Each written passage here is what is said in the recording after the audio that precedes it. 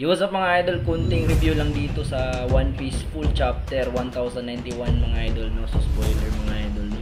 So ang pamagat nito ay Sintumaro. So ayun, grabing bakbakan sa Egghead Island mga idol. So ayun, talo talaga si Sintumaro, sunog yung katawan. And direct to the point, dito tayo sa bakbakan nila ni Rablucci at ni Zoro. Mga idol, si Rablucci, so paatik-atik lang na kakampi. So nagpapanggap lang talaga yung nakakampi, naghihintay lang ng backup. So ang backup niyon ay si Kizaru mga idol. So naghihintay lang talaga ng tiyempo para patayin si Vegapunk, Dr. Vegapunk mga idol. So buti na lang naligtas ni Stozy.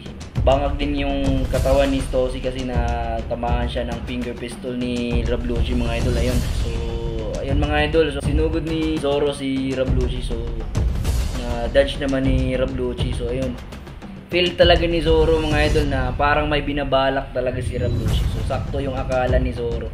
So kampante si Rablucci mga idol kasi nandito si Kizaru.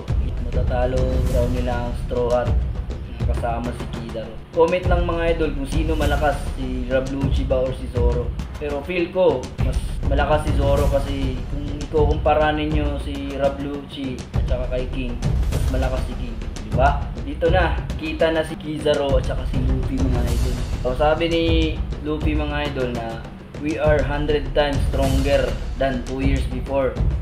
Right? So makikita talagang bakbakan dito mga idol. So ayan, nakatikim si Kizaru ng malupitang sipa ni Luffy mga idol. Sulit.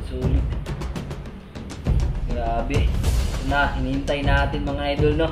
Okay, 1091 spoilers. Solid yung pinalabas ninyo.